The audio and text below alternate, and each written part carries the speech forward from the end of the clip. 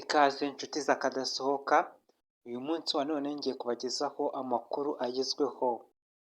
Pasiteri Rutayisire n'abandi bapasiteri bagenzi be bafite sitoke cyangwa se ububiko bw'amafaranga, aho umukozi cyangwa se umwana yakoraga isuku abona urufunguzo rufungura icyo cyumba, abagize amashusho cyangwa se amashusho yo kwinjiramo aba arafunguye, agifungura yasanze icyumba cyuzuye amafaranga, yahise agwa igihumure ubu ari kwa muganga.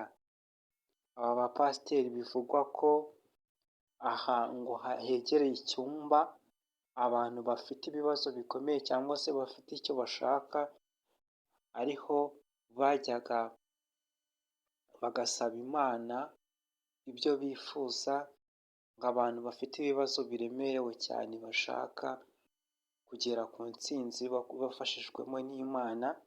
Aba bapasiteri ngo barabasengeraga batari bahagarika insengero, ngo niho baturiraga amaturo ahambaye cyane.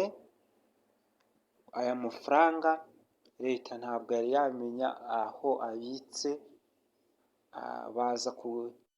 bazaza kugaragaza neza impamvu bagira amafaranga angana gutyo, ibikorwa remezo ari bikeya by'iryo dini ryabo.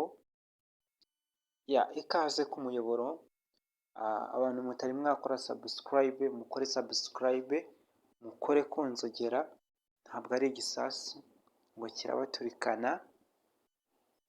Nshimiye n'abantu mwese mwakoze sabusikarayibe, mbibutse ngo mukore layike, komenti, sheya, ni iby'agaciro. Uyu mwana akaba akiri ku bitaro, bari kumwitaho kubera ko yaguye igihumure. Kugira ngo ubone amafaranga yuzuye inzu utari wayabona, siwashobora kuyiba, ni ukureba gusa umutima ukakurya, ukabura amahoro n'amahwemo bikagucanga. Bamukuye aho ngaho ari indembe, uwo mukozi wabonye agafunguzo akavuga ati reka mfungure ndebe iki cyumba ibirimo. Inshuti z'akadasohoka ni uko byagenze, ndaza kubategurira videwo irambuye ninza kubona umwanya.